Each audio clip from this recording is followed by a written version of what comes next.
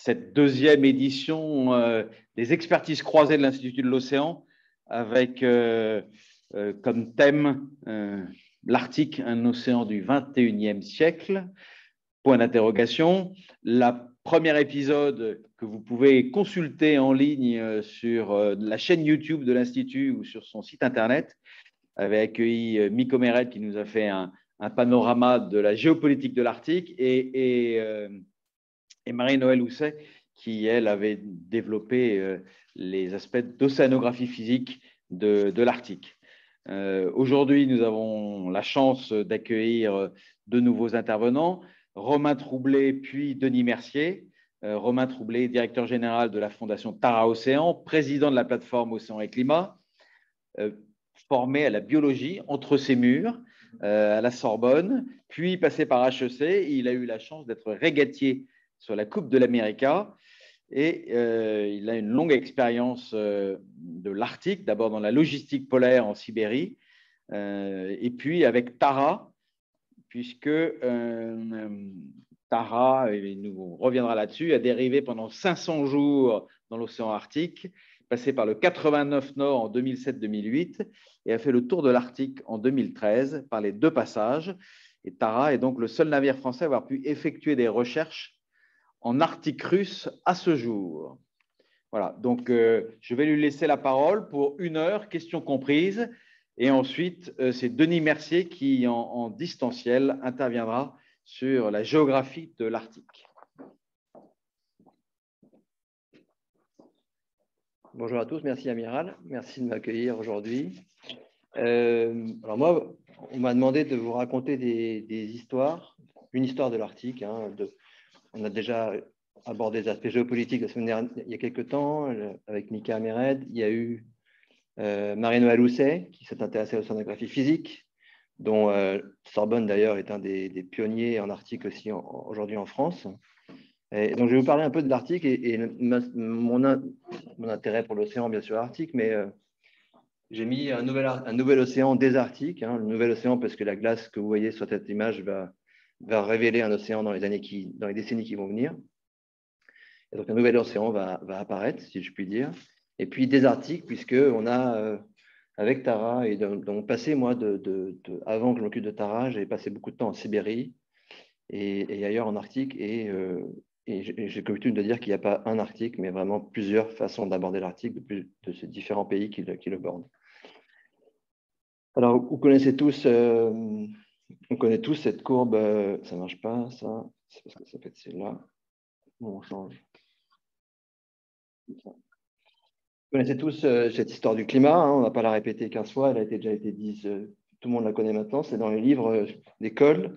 On est vraiment en train dans une pleine transition, et en Arctique particulièrement. Ça marche, ouais, ça marche.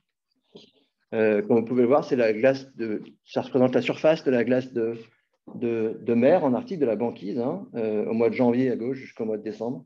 Et puis, vous voyez bien qu'en ce moment, fin de l'hiver, fin de la période de gel, on atteint quasiment tout l'Arctique est gelé à 14-15 millions de kilomètres carrés. C'est gelé du sud de Bering jusqu'au nord de la mer de Barents et jusqu'au Canada, bien entendu. Et cette glace se met à fondre à partir de maintenant, à partir d'il y a 2 mois presque, à partir du solstice, de l'équinoxe, pardon. Et elle fond.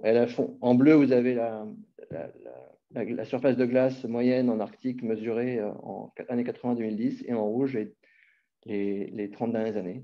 Donc, on voit vraiment qu'il y a une tendance très forte à la diminution de cette glace, sa perte de surface. Et quand on regarde le volume, c'est encore plus criant. Le volume de glace qui a disparu, qui disparaît en été chaque année en Arctique est de plus en plus important. On avait des épaisseurs de glace il y a une trentaine d'années, quarantaine d'années de 3 mètres, et maintenant on est plutôt autour de 1 mètre d'épaisseur en moyenne. Donc on est vraiment sur un trend qui est très fort et et l'Arctique qui subit 2 fois plus fortement les effets du changement climatique. Là, ça se passe 2 fois plus vite au pôle Nord qu'ailleurs sur la planète. Donc c'est vraiment un peu comme une vigie de ce qui va se passer, c'est une vigie de ce qu'on peut voir arriver dans les années qui viennent. Alors, bien sûr, il fait encore froid. Il fait encore froid, bien sûr, toute l'année. Il y aura toujours de la glace, la banquise, bien entendu. Mais cette glace fond de plus en plus et il y a de moins en moins de glaces qui résistent aux étés, qui résistent à la fonte. On appelle ça des glaces pluriannuelles, qui sont très importantes pour les équilibres climatiques. Alors, je vais vous emmener faire un petit tour de l'Arctique, à la fois sur le pourtour de l'Arctique et montrer un peu comment j'explique cette façon qu'il y a plusieurs articles aujourd'hui.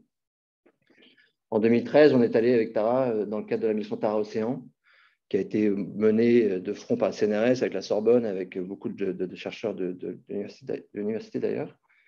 On a fait 3 ans autour du monde, s'intéresser au plancton, et on a fait la même chose pendant 1 an autour de l'Arctique. Et c'est là, comme me disait l'amiral, qu'on a pu faire les 2 passages en un été, comme vous pouvez voir sur les différents plans. Et donc, on a quand même, et à chaque fois, on a quand même rencontré pas mal de pays, pas mal d'escales, comme vous pouvez le voir, pas mal d'interactions aussi avec les populations. Et c'est assez incroyable comme ça de vivre les 3 articles en espace de 4 mois finalement, 5 mois d'affilée, de comparer finalement cette zone de la planète. Alors, il y a la Sibérie, et moi j'aime beaucoup la Russie. J'ai passé 3 mois de ma vie pendant 3 ans d'affilée en Sibérie tout seul avec des Russes avant de m'occuper de Tara et de travailler avec une équipe de chercheurs en paléontologie sur des mammouths, ou alors de faire de la logistique pour des sportifs ou des scientifiques qui volaient au pôle Nord en hélicoptère à l'époque. Et effectivement, on voit que depuis quarantaine d'années, la Russie a délaissé, depuis la fin du URSS finalement, pas mal délaissé ces zones polaires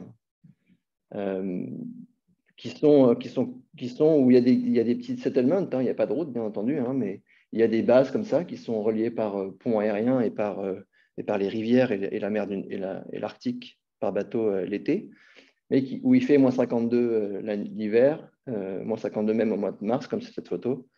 Et ça s'appelle Ratanga, celle-là.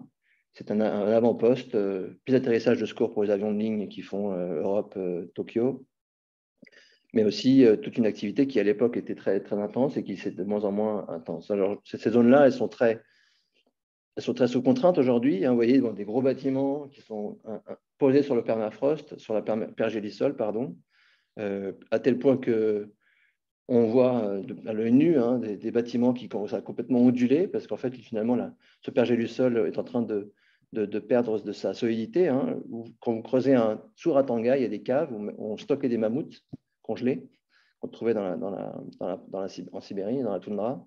Et finalement, cette cave, elle est à moins 14 toute l'année, toute l'année même en été, quand il fait plus 20 degrés en surface, et moins 52 en hiver. Les caves, la terre, en moins 14. Et donc, c'est très solide, aussi dur que le béton, et donc tout est construit là-dessus.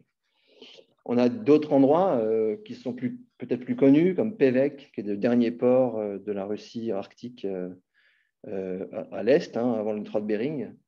Alors, Pevek, on voit sur cette image, il y a des bâtiments modernes qui ont été construits récemment, et puis il y a plein de quartiers que vous pouvez voir ici qui menacent de s'écrouler, en fait, et donc qui ont été complètement désaffectés. Donc, on a reconstruit à côté des grands bâtiments pour accueillir la population qui vit là et qui a une activité subventionnée en Arctique pour rester là. Il y a très peu, dans cet article-là, il y a beaucoup de Russes qui viennent du Sud, il y a très peu d'Autochtones qui travaillent, qui sont à la tête d'organisation. C'est vraiment d'un côté des Autochtones qui sont là, mais c'est surtout contrôlé et animé et organisé par l'État russe et par Moscou depuis à distance.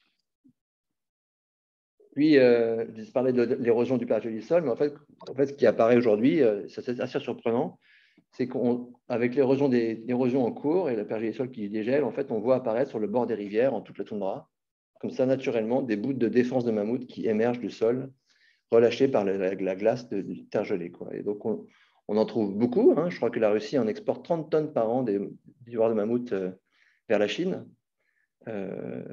parce qu'il y a beaucoup de mammouths qui ont vécu là-haut dans notre époque. Et on trouve même parfois, et ça c'est Bernard Bugg qui fait travailler pendant pas mal d'années, on trouve même des mammouths où on voit encore la peau, qui ont 20 000 ans, la peau, la fourrure, les cils, on l'a trouvé, ça sentait le fauve. C'était incroyable, incroyable. On a même trouvé un pied complet et même un bout de l'estomac de ce mammouth qui s'appelait Yukagir, qui a été exposé, qu'on avait exposé à l'époque au Japon à l'Expo universelle. Ça, c'est pour la Russie terrestre. Et donc, l'hiver, tous les approvisionnements viennent par les rivières. Les camions roulent sur la glace des rivières. Et l'été, c'est plutôt par bateau que ça se passe, en voyant les grues sur le port. Donc, très, très intéressant. Et quand on s'éloigne des côtes, donc on va dans les différentes bases scientifiques russes, on trouve de tout. On trouve cette base qui est sur l'archipel François-Joseph, pardon, qui a été rétapée, rénovée depuis une dizaine d'années, depuis 5-6 ans maintenant, vous pouvez le voir, c'est assez moderne, il y a de la place, on peut accueillir du monde, des scientifiques, beaucoup, bien sûr aussi des militaires, qui renforcent la présence de la Russie dans leur territoire. Et cette base, elle est très organisée, assez moderne, et elle a été reconstruite à côté de d'autres vieilles bases. Et c'est assez intéressant parce que quand on visite la base, et ce qu'on a eu la chance de faire lors du passage de Tara, c'est que ça, c'est dans la base, donc on a un ciel bleu peint au plafond, et puis on a des plantes en plastique autour d'une petite fontaine au centre de cette base polaire. Très, très curieux, hein. J'avoue que quand on a eu la chance de visiter cet endroit, c'était assez dingue de voir ça. Et puis quand on quitte cet endroit et qu'on va un peu autour, même pas 1 kilomètre autour en camion avec les militaires qui sont là, on voit les vestiges de la guerre froide, des espèces de grandes antennes comme ça qui se sont écroulées depuis bien longtemps. On voit un peu pas mal toute une zone délaissée en fait et de déchets majeurs. Et ce qu'on voit là en fait, c'est un peu l'état principal de tout ce qui se passe en Arctique russe aujourd'hui. Il y a bien sûr une base que je viens de vous montrer qui est à retapée, une autre base au nord de Tixi, qui est sur les îles de Nouvelle-Sibérie. Ils ont reconstruit l'aéroport, la piste d'atterrissage. Mais le reste du temps, c'est des bases, ça c'est une base militaire tout au nord de l'archipel du Nord qui s'appelle Shredny, où il y a une cargaison de 30, 50, une quarantaine de militaires qui passent l'hiver toute l'année ici. Et puis il y a aussi pas mal de vieilles bases scientifiques militaires de la Russie dans tous ces archipels qui sont en désuétude, hein. J'en ai montré quelques-unes ici, mais c'est des décharges qui n'ont pas été, on a éteint la lumière un soir de 80 du chute du mur et ça n'a jamais été rattrapé. Donc on est vraiment dans un monde très, très particulier où on voit les vestiges de quelque chose et on ne voit plus personne en fait. Et là on voit que quand il commence, vous voyez en bas sur la Terre, ils commencent à dépolluer en fait, ils commencent à nettoyer, à dépolluer ces sites pour le futur. Donc c'est tranquillement en train d'être doucement, parce que la saison de travail est assez courte, d'être dépollué, d'être démonté depuis maintenant quelques années. Et puis c'est le royaume des ours, bien sûr. Il y a beaucoup d'ours partout autour de ces bases, désaffectés. Il y en a aussi sur la banquise. On en a vu beaucoup avec Tara d'ailleurs aux alentours de l'Arctique. Là, c'est sur un glaçon en plein milieu de la mer de Laptev. Ils sont bien sûr omniprésents. Alors après, quand on continue la navigation et qu'on va vers l'est, donc on navigue vers le détroit de Bering, on passe Bering. Là, en général, il y a un remorqueur de haute mer qui se trouve par là pour vérifier qui est qui et qui fait quoi, russe. Et puis on continue, on arrive au Canada. On n'a pas été en Amérique dans cette mission. Et on va au Canada dans une approche qui est encore un peu différente. On n'a plus du tout ces grandes villes russes, soviétiques que je vous ai montrées avant, avec des gros bâtiments. On n'a que des maisons sur pilotis. Quasiment tout l'Arctique canadien, le Grand Nord canadien est en bois. Des petites maisons avec beaucoup d'autochtones qui vivent là, très peu de blancs finalement, et les quelques blancs qu'on peut observer, qu'on peut rencontrer, sont les blancs qui est le chef de la police locale, j'ai envie de dire le régalien, si je puis dire, du Canada. On a pas mal de problèmes on a pas mal de problèmes sociaux, hein, évidemment, parce que Ottawa finance toutes les études de tous ces autochtones, mais très peu veulent descendre à Ottawa faire leurs études. Ils restent surtout sur place. On a j'ai constaté, à ma grande surprise, une approche de la mer et de la chasse au Rennes ou au Narval complètement déconnectée de la culture historique. Hein. Quand on voit, la vérité, c'est quand ils voient un troupeau de rennes passer ou un banc de narval, et bien en fait, ils vont en mer et ils vont tuer tout le banc de narval. En fait. À une époque, ils ne faisaient ça, mais aujourd'hui, ça devient finalement à la fois une occupation et à la fois un moyen de se nourrir hein, également, mais il y a très peu d'idées de se dire, d'idées de conservation, en tout cas, ont quitté un peu cette population-là.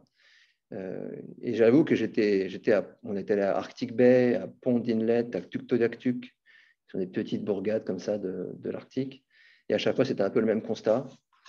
Et pour en avoir discuté avec le chef de la police, qui ressemblait un peu à Al Pacino, le mec, pour la petite histoire, il était assez dépité de proposer des jobs à des jeunes locaux. Et en fait, ils viennent travailler 3 jours, et au bout de 3 jours, ils ne viennent pas travailler. Donc, c'est vraiment un Arctique qui est subventionné, qui est un peu maintenu, j'ai envie de dire. Le sentiment qu'on a, c'est que c'est maintenu, on occupe le terrain. Le Canada existe là parce qu'il veut garantir que le nord du Canada reste canadien. Et donc, apporte une souveraineté via ces petites colonies. Et il y a des ressources, hein, pas plus loin, à Pond Inlet, par exemple, en fait, à 100 km en avion, il y a une des mines de fer les plus concentrées de la planète à cet endroit-là, où il y a plein de jobs pour tous ceux qui sont là. Et en vérité, aucun des locaux vient travailler dans la mine. C'est que des gens du Sud qui viennent monter, qui font des rotations de 3 semaines pour aller travailler dans cette mine-là. Donc c'est assez curieux de voir à la fois d'un côté russe, où on a déployé beaucoup de populations dans le nord pour occuper l'Arctique et le développer. En Arctique canadien, c'est différent. On a laissé en place les autochtones. Et en les subventionnant, pas vraiment en les mettant en valeur et en avant. Et cette différence-là, elle est frappante quand on fait le tour comme ça en très peu de temps. Moi, je vous qu'elle m'a frappé et c'est pour ça que je vous en parle aujourd'hui, parce que c'est intéressant de comprendre bien ça quand on parle de l'Arctique.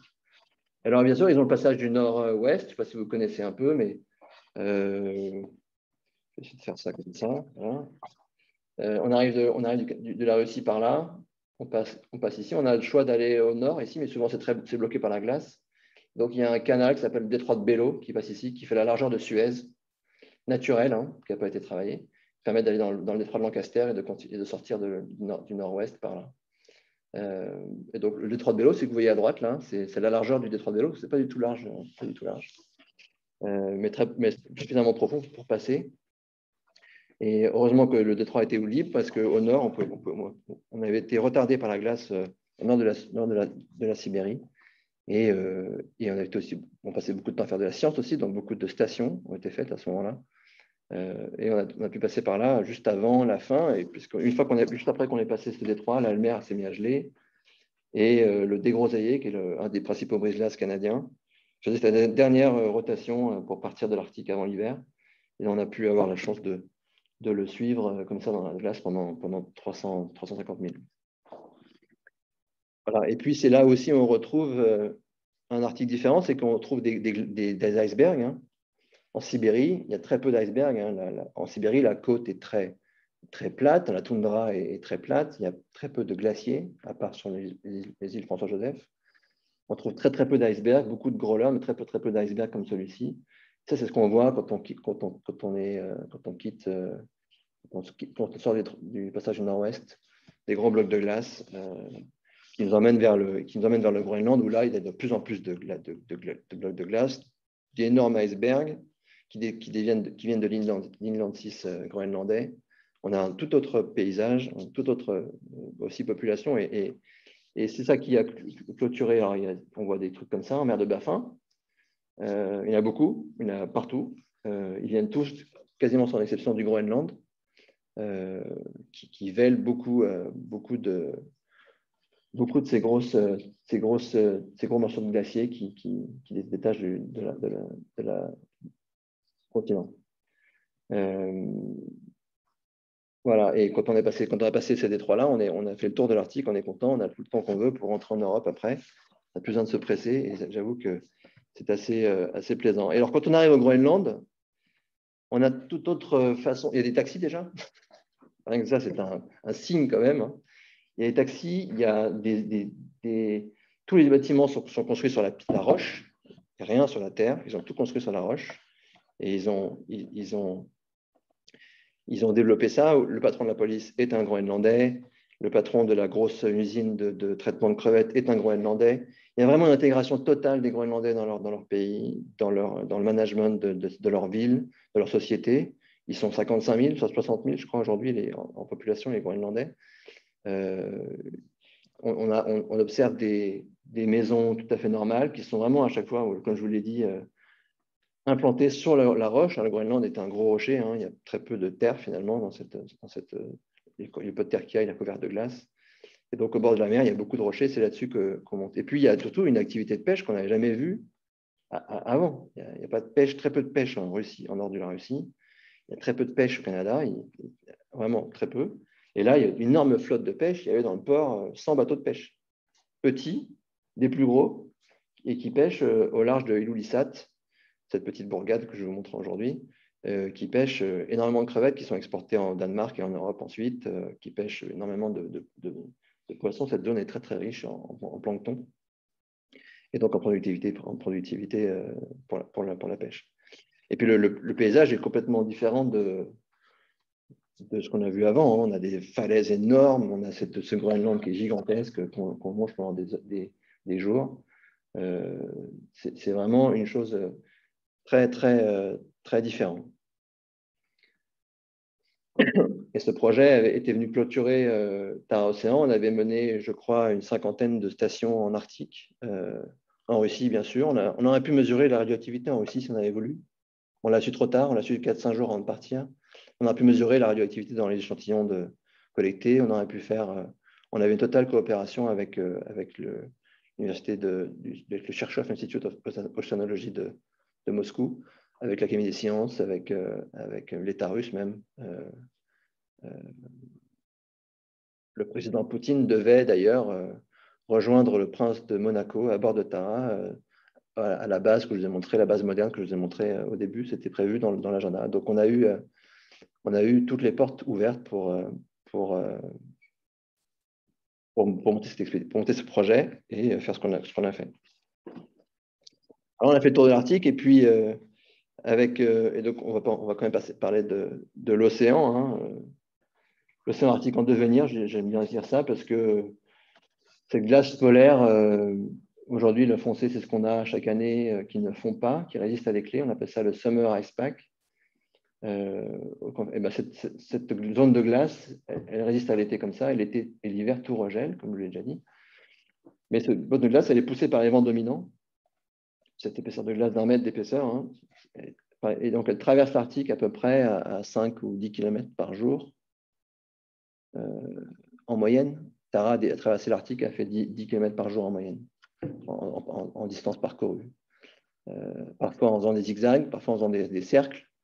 Mais in fine, à la fin, on a fait 2500 km à travers l'Arctique, de ce point ici, au nord de Tixi, de la rivière de la Lena. Et puis, on a traversé l'Arctique comme ça, bon an, mal an, en 500 jours. 500 jours, et donc l'Arctique, quand on voit la carte sans la glace, on voit la profondeur, il y a du fond, hein, il y a jusqu'à 3500 mètres de fond, pour donner un ordre de grandeur. Il y a beaucoup d'eau douce qui arrive en Arctique, hein, par les fleuves. Tous les fleuves Yenisei, Ob, Lena prennent leur source quasiment au sud de la Russie. Et donc, on a une énorme quantité d'eau douce qui débarque et qui est vécue dans l'Arctique du côté russe. Et puis au milieu, il y a cette chaîne de Lomonosov, que a dû vous parler Mika, cette chaîne de montagnes sous-marines ici, qui a incité tous les pays riverains, que ce soit le Groenland, le Canada ou la Russie, de plaider que son plateau continental finalement se continue plus loin sa souveraineté se continue plus loin que le plateau continental ici, et donc que la Russie revendique le pôle Nord, qui est revendiqué aussi par le Groenland et aussi par le Canada dans le cadre de la procédure extra-plaque de Nations Unies, dans la mer, qui n'a pas encore été tranchée, qui est en cours depuis une bonne dizaine d'années, je pense. Donc voilà, on a cet article-là, et la glace passe au-dessus de cette chaîne de montagnes sous-marines. Et pas trop influencé par ça d'ailleurs.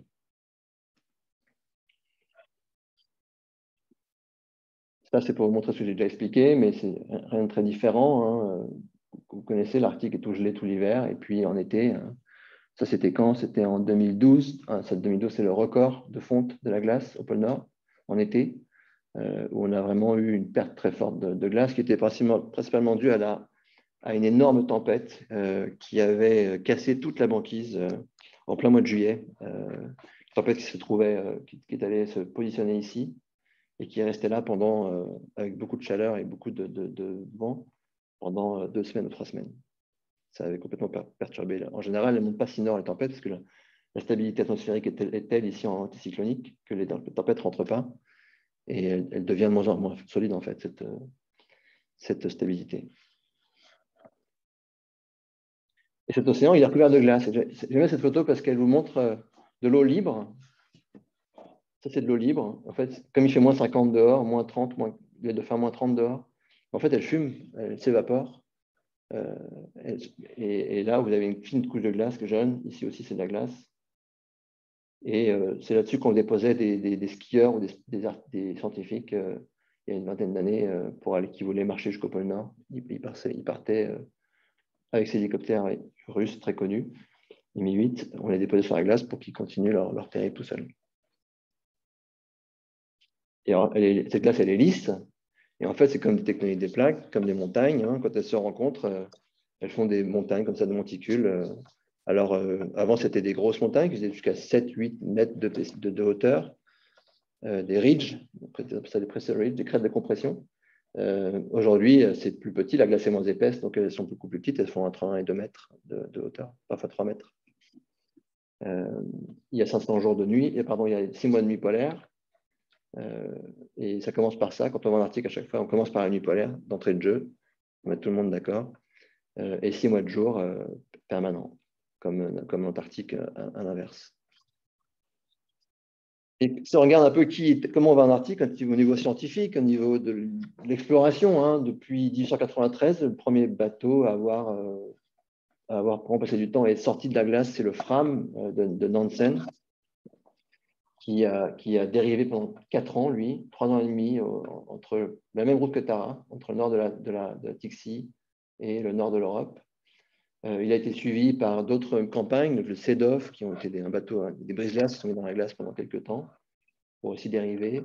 Il a été suivi par énormément de bases dérivantes militaires, principalement au départ russes, pendant la guerre froide, qui s'intéressaient à prévenir une attaque américaine par le pôle Nord, et qui finalement, c'est 8 à 10 personnes qui étaient sur la glace dans toutes ces stations. Il y en a eu 40 au total. 41, je crois. On commençait à faire des mesures atmosphériques, océanographiques, avec des CTD à l'époque. Et donc, on commençait à faire un monitoring de l'Arctique sur très ancien. Tout est publié en russe, donc il faut aller pour savoir un peu ce qui sort, il faut aller fouiller dans les publications russes. Et ils ont arrêté en 2009, puisqu'en 2009, ils ont dû sortir, à 2 reprises, ils ont évacué la base en urgence parce que la glace était trop fine pour soutenir les camps. C'était des baraques en bois, principalement, et des tentes posées sur la banquise. Depuis les années 70, 60-70, il y a des brise-glaces russes très puissants, nucléaires, comme le Yamal que vous voyez là, qui assurent la sécurité des transits en Arctique et aussi assurent aussi une surveillance des côtes russes, qui appartiennent à l'État, bien entendu. Et c'est la plus grosse flotte de brise-glace qu'on a aujourd'hui sur la planète, c'est bien sûr la flotte russe. La plus grosse expérience de l'Arctique planétaire, c'est l'expérience russe, évidemment. Ces brise-glaces sont capables d'aller dans 2 mètres de glace à 5 ou 6 nœuds. Donc, c'est des machins de 90 000 chevaux, nucléaires, propulsion nucléaire, et qui emmènent autour de l'Arctique chaque été, depuis longtemps maintenant, des campagnes de mesure, bien sûr, du fond, pour voir où est le plateau continental, mais également emmènent des physiciens, beaucoup de physiciens à bord, et Marie Noël et bien d'autres chercheurs ont pu profiter de ces brise-glaces à plusieurs reprises, qu'ils soient d'ailleurs russes pour des Russes ou bateaux russes à disposition d'autres campagnes étrangères. Voilà. Et puis, il y a finalement, depuis ces bases dérivantes russes qui passaient 400 jours sur la glace, Et ben, depuis 2009, on a du mal à refaire des choses comme ça. On l'a fait avec Tara en 2006-2008. Et le projet Damoclès était piloté par Jean-Claude Gascard, qui était un directeur de recherche CNRS à l'Océan, ici à la Sorbonne. Un gros projet européen qui avait, pendant 4 ans, s'était attelé à comprendre l'impact des événements climatiques extrêmes en Arctique sur les conditions météo en Europe. Et un des projets de la Fondation, et j'aborderai ça à la fin, c'est qu'on essaie de développer un projet qui va dériver dans la glace pendant les 25 prochaines années, pendant les 20 prochaines années, le temps que la glace est en train de voir un peu cette transition, et d'apporter toute l'expertise de la Fondation et des scientifiques associés en biologie, en études de la biogéographie, des écosystèmes, à la fois dans la glace et dans la colonne d'eau, bien sûr. Et bien sûr, des mesures atmosphériques. Alors, c'est pour une petite histoire. Là, ça, c'est la trace du Fram. On est au nord de la Sibérie ici. Nansen a compris qu'il y avait une dérive. Il a trouvé des bouts de bois de la Jeannette qui avaient disparu en Arctique. Il a trouvé ces bouts de bois à Groenland. Et la Jeannette avait disparu à cet endroit-là. Et donc, il s'est dit, il y a forcément une dérive. Et donc, je vais aller dériver. Puis, je vais aller être le premier homme à aller au pôle Nord. Et cet homme, Nansen, était jeune à l'époque, a dérivé avec son équipage et puis a quitté le projet. Et vous voyez ici, là, le pointillé, si vous voyez bien. Et puis a raté le pôle Nord, bien sûr, avant la nuit. Donc, a fait demi-tour et s'est retrouvé pour hiverner sur l'archipel François-Joseph ici. C'est un bouquin que je vous recommande, qui s'appelle Vers le pôle, qu'on peut trouver chez Paulsen, et qui est une histoire incroyable. Je ne vous dis pas comment elle se finit, parce qu'elle est incroyable jusqu'à la fin, en fait, cette histoire. Et puis le CEDOF a fait un brise-glace russe, très vieux, a fait aussi cette dérive en 1938, juste avant la guerre, fini en 1940. Donc ils sont venus, il y avait déjà la guerre déjà déclarée. Il a fait cette dérive un peu équivalente. Donc, il y a vraiment un pattern de dérive qui se répète quand même pas mal et qui permet de traverser l'Arctique comme ça, sans dépenser de gasoil, d'énergie, sans polluer, mais en faisant de la science, toujours très intéressant. Et c'est ce qu'on a fait avec Tara, quand on comparait le Fram en vert avec la dérive de Tara. On a fait 2 fois la distance, on a mesuré 2 fois la distance en 2 fois moins de temps, un siècle plus tard. Donc on était très surpris, on avait prévu beaucoup plus de nourriture à bord pour l'équipage. Et finalement, on est sorti beaucoup plus vite que prévu. Ça s'accélère très très fort en fait. Dès qu'on passe autour du pôle Nord par là, ça descend très très vite en fait. Le courant s'accélère très fort. Et quasiment, dès qu'on passe un peu de la chaîne de Lomonosov. Et c'est très curieux, parce que se dire que tout ce que vous voyez là dérive de 10 km par jour, c'est très très curieux en fait. Et j'avoue que là, c'est quand moi j'étais dans l'avion pour rejoindre l'équipage au mois d'avril, après la nuit polaire, dès le retour du jour. On navigue, on vole comme ça 5 heures au-dessus de la glace, comme ça. Donc on quitte la planète Terre, on est sur une autre planète. Et d'un seul coup, on voit le bateau dans la glace. Là, je me suis dit, mais qu'est-ce qu'on a fait à ce bateau, quoi. On ne va jamais le revoir. Très bizarre, ce sentiment. Et à bord du bateau, 8 personnes avaient passé l'hiver, 8 hommes, pas de femmes. C'était une erreur de ma part, d'ailleurs. Et on a changé l'équipage au mois d'avril pour mettre 11 personnes, dont 3 femmes à bord du bateau ensuite. Et c'était bien plus agréable à vivre pour plein de raisons. On pourra discuter si vous voulez. Et vous voyez bien ici qu'il y a une crête de compression qui est à l'avant du bateau, qui est venue ici. Le nez du bateau s'était trouvé en plein milieu d'une crête de compression et ça a fait des bruits assez sinistres. Je ne sais pas si on va les entendre. Je les ai mis, je crois, dans la présentation.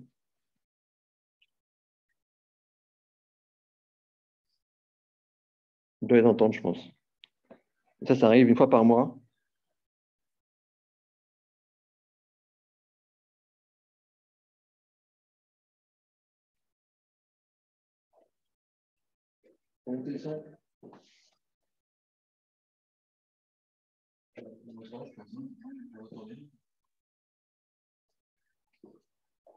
Donc, parfois, il y a une fois par mois comme ça. Pourquoi c'est une fois par mois, on ne sait pas trop. Mais la glace se met à bouger. Et là, en l'occurrence, c'était une plaque qui est passée devant le bateau et qui a frotté le bateau pendant... c'est sinistre. Il fait nuit tout le temps. Il fait moins 30 dehors. ils étaient 2500 km du premier aéroport, et il y a ce bruit-là qui frotte la coque. Et alors là, on prie, la première fois en tout cas, on prie pour que les ingénieurs ne se sont pas plantés, que Bureau Veritas a fait un bon boulot, a bien échantillonné la coque, etc. Et c'est des choses qui faisaient trembler le bateau, en fait. Ça fait trembler le bateau. Mais comme la Tara a une forme, a été dessinée pour ça par Olivier Petit, le bateau a une forme ronde, toute la dérive, les hélices, les safrans se remontent, et il n'y a rien que la glace peut attraper finalement. Et donc, ce bateau, il peut se faire bouger par la glace. Finalement, il sera toujours, sortira toujours comme un œil d'olive entre le pouce et l'index, il sortira par le haut. Et effectivement, on est sorti par le haut, le bateau s'est mis à agiter à 9 degrés pendant 11 mois de dérive. 9 degrés, l'assiette glisse sur la table. Donc, on a dû remettre la table droite. Et donc, pendant 11 mois, tout l'équipage était à 9 degrés, poussé par une plaque de glace sur le côté qui était resté là.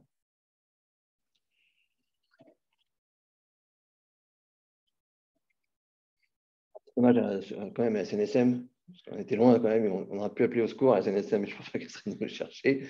Mais quand même, on est très proche de la SNSM et des sauveteurs en mer, et donc on avait fait ça à l'époque. C'était un clin d'œil aujourd'hui, j'ai voulu faire en plein milieu de la nuit sur le bateau. Et puis, voilà, la nuit passe, 6 mois de nuit polaire, un petit matin, ça fait du bien à tout le monde. On continue à faire de la recherche, à bord bien sûr du bateau tout le temps. On redéploie sur la glace des mâts météo, des radiomètres. Vous voyez bien le vent qui pousse cette glace, en fait. C'est vraiment comme un bateau, en fait. Et donc, tout bouge à cette vitesse-là. On a des radiomètres, on a pas mal d'appareils qui étaient disponibles. Le programme Damoclès, c'était un programme surtout de physique, pas du tout de biologie. On n'avait pas du tout approché la biologie à cette époque-là. C'était vraiment que des mesures atmosphère, radiométrie, rayonnement, basse atmosphère aussi, où on a mesuré beaucoup de choses de la glace, en fait, et sous la glace, jusqu'à 2000 mètres de profondeur. Et on a fait des profils, vous pouvez voir là, j'en ai mis un, qui est le profil qui était le plus au nord de toute l'expédition, qui était au mois d'avril 2007. Et on voit les informations de température très fortes. On voit l'eau atlantique, que tous les océanographes connaissent très très bien. De l'eau chaude qui arrive chaude, 3-4 degrés plus chaude que la surface de la mer, qui arrive à 300 mètres de profondeur, qui est le Gulf Stream, le bout du Gulf Stream. Et puis, à la surface, il fait moins 1,8. Elle gèle à moins 1,8, l'eau de mer. Et puis après, il fait froid. Et puis, il y avait même une inversion de température dans les couches superficielles de l'atmosphère, donc jusqu'à des températures de plus 10, plus 12 degrés. Donc forcément, au milieu, entre ces calories apportées par la mer, l'eau, et ces calories apportées par l'atmosphère, les couches de glace, elles font assez vite, inévitablement. Le mois d'avril, c'est l'occasion d'avoir une glace très solide, très, très froide encore, et d'avoir le retour du jour, et donc de pouvoir faire des rotations d'équipe. Et donc, la première équipe qui a passé 7 mois à bord a débarqué à ce moment-là. On a fait pendant 1 mois des rotations d'équipage et de scientifiques qui sont venus sur la base pendant 1 mois déployer d'autres manips, d'autres protocoles. Et puis, jusqu'à fin avril, on doit arrêter de faire voler les avions. La glace devient trop fragile. Elle fond en surface, la neige fond en surface. Mais au mois d'avril, ils peuvent venir faire atterrir les avions avec des roues sur la glace.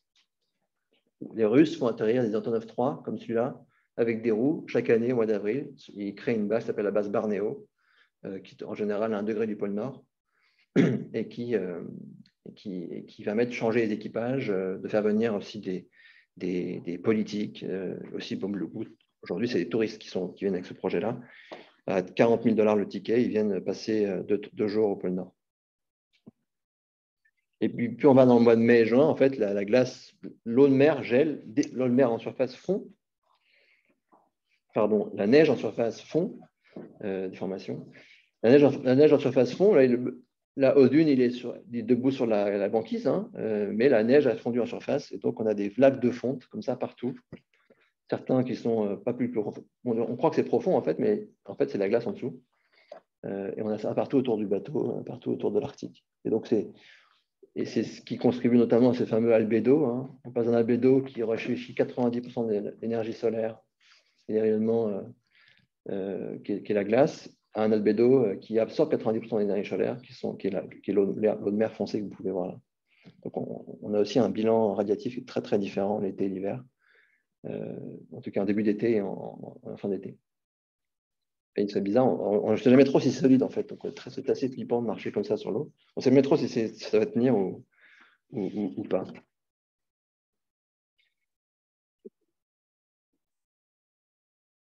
Et il y avait 2 chiens à bord pour les ours, pour alerter sur les ours, en fait. Les ours n'avaient pas peur des chiens, mais en tout cas, les chiens aboyaient dès qu'il y avait des ours. C'est très utilisé. Et les chiens étaient russes, les deux étaient russes. On avait aussi des Russes à bord du bateau. Je n'ai pas dit qui étaient à bord, mais on avait 2 Russes à bord du bateau qui apportaient leur expérience de l'Arctique, en fait, avec le projet. Il y avait un Norvégien qui est un Estonien aussi qui était à bord, qui était scientifique, qui était à bord pour mener tous les protocoles qui étaient à faire. Et c'est un projet c'était le seul projet dans la glace pendant l'année polaire internationale, la dernière année polaire internationale. C'était un peu un hub, hein. On a eu pas mal de visites d'avions, de chercheurs qui venaient ravitailler sur la base pour aller plus loin. On a eu aussi la visite de Brise-Glace, cette fameuse expédition avec des sous-marins qui est allé mettre un pavillon, un drapeau russe au fond de la mer, finalement, est passé 2 jours après, s'arrêter sur Tara, en hélicoptère, dans le brouillard, de nulle part, on débarquait sans prévenir toute l'équipe avec Arthur Schillingarov et pas mal d'autres chercheurs et pas d'autres personnes. Ils sont venus boire un coup à bord, comme on boit un coup au pôle Nord, très surprenant, je vous avoue que c'était très surprenant pour l'équipe. Ils sont venus tamponner leur philatélie polaire à bord du bateau avec le tampon de Tara et ils sont partis. Complètement surréaliste. Et le lendemain, tout l'équipage s'est demandé, mais ça s'est vraiment passé ou on a rêvé, quoi. C'était à 88 degrés de nord, il n'y a personne autour. Et d'un seul coup, il y a un hélicoptère qui débarque. Très surprenant. Alors, c'était il y a longtemps. Hein. La dernière fois qu'on était en Arctique avec Tara, c'était en 2013-2015 même. Et on a l'intention d'y retourner, de mettre à valeur cette expertise que je vais expliquer maintenant, de gestion aérienne, de la glace, de la gestion d'une plateforme dans la glace. On a une expérience assez unique de cette zone de la planète. Et donc, on a l'intention de recommencer cette dérive et d'en faire comme ça, de mettre au point une plateforme qui va dériver, un bateau qui va dériver dans la glace et qui va le faire tous les 2 ans pendant les 10 prochaines années et d'avoir un observatoire qui va traverser les saisons en Arctique pour mesurer tous les paramètres qu'on a besoin de mesurer, qui va s'intéresser aussi à la biologie. On aura le temps de le faire, il faut beaucoup de temps pour la biologie. On va déployer ce qu'on sait faire, ce qu'on a déployé avec tout le consortium Tara Océan depuis 10 ans maintenant. On va essayer de déployer aussi cette expertise en Arctique avec un bateau qui n'est pas encore trop défini, qui est en cours de définition et qui aura la capacité d'accueillir à son bord 12 personnes l'hiver, 20 personnes l'été, et de pouvoir mener des protocoles dans la mer avec un accès à la mer, mais également sur la glace et aussi également l'atmosphère. Et de pouvoir rayonner à partir de là, plus largement sur l'Arctique. Et on va s'intéresser au plancton, bien sûr. Je pense que Mika Merel l'a dit dans son talk la dernière fois, il y a un moratoire qui a été décidé en Arctique par le Conseil de l'Arctique en 2019. Ils ont décidé qu'il y a un moratoire sur la pêche dans toute la zone sous la glace pendant 16 ans. Parce que, on ne connaît rien du tout à ce qu'il y a dessous, ni la ressource, ni le stock, ni la richesse de ces écosystèmes. Et de toute façon, on ne peut pas y aller. Donc, en fait, c'est un moratoire qui ne coûte pas très cher à faire. Et donc, ils ont décidé de ne pas toucher à ça dans les 16 prochaines années. Donc, il y a un enjeu aujourd'hui d'aller comprendre ce qui existe. Et ce qui est intéressant, c'est qu'on voit qu'il y a 1000 fois plus de plancton dans la glace que dans l'eau juste en dessous d'elle. Donc, la glace est un véritable refuge, en fait, pour cette biodiversité. Et une des questions qu'on se pose, c'est qu'est-ce que se passera-t-il de cet écosystème quand la glace sera totalement fondue l'été et regelée et changer de régime, en fait. Ça a plusieurs intérêts de faire ça. Hein, déjà, c'est de renforcer les modèles climatiques. Hein. L'épaisseur de banquise est un critère très important des modèles climatiques qu'on utilise aujourd'hui. Elle est compliquée à mesurer parce qu'en surface, il y a de la neige. Donc, Triosat a du mal à véritablement mesurer l'épaisseur de glace elle-même avec l'épaisseur de neige. Et puis, les données sous-marines sont assez rares et sont classifiées en général pendant une trentaine d'années. Et donc, on a très peu de mesures de quilles de glace par en dessous. Et aujourd'hui, il n'y a pas encore de glider automatique capable d'être sous la glace. Il y a plein de tentatives qui ont été faites par Woods Hole, y compris par les Français, mais c'est encore très compliqué de les faire naviguer comme ça pendant des jours sous la glace. Il y a l'océanographie, la fonte de la banquise sur le Gulf Stream, bien sûr, et sur la circulation globale, les enjeux de biodiversité marine, les enjeux de prédire l'évolution de la météo en Europe. Hein. Ça peut être une des applications de ce genre de recherche qui peut in fine apporter ça. Et puis le point 5, c'est important parce qu'on est allé en Arctique en 2013 et on a mesuré énormément de virus en Arctique. On a découvert tous les virus qu'on trouvait ailleurs dans le monde, on les a découverts au pôle Nord. Et donc, il y a quand même une concentration de tous les virus marins, à ADN en tout cas pour l'instant, qui ont été observés là-haut, et donc peut-être potentiellement d'autres choses à découvrir là-haut dans cette biodiversité. Et je crois que j'ai terminé. Je voulais remercier aussi votre attention, remercier tous les gens qui ont fait des photos, qui sont venus faire ces photos sur ce bateau Tara, qui ne pas raconter cette histoire. Et puis nos partenaires, il y en a beaucoup. Et Ken Bourgois, à qui je mène Tara depuis maintenant une vingtaine d'années, presque 18 ans. Et voilà, pour moi. Merci beaucoup.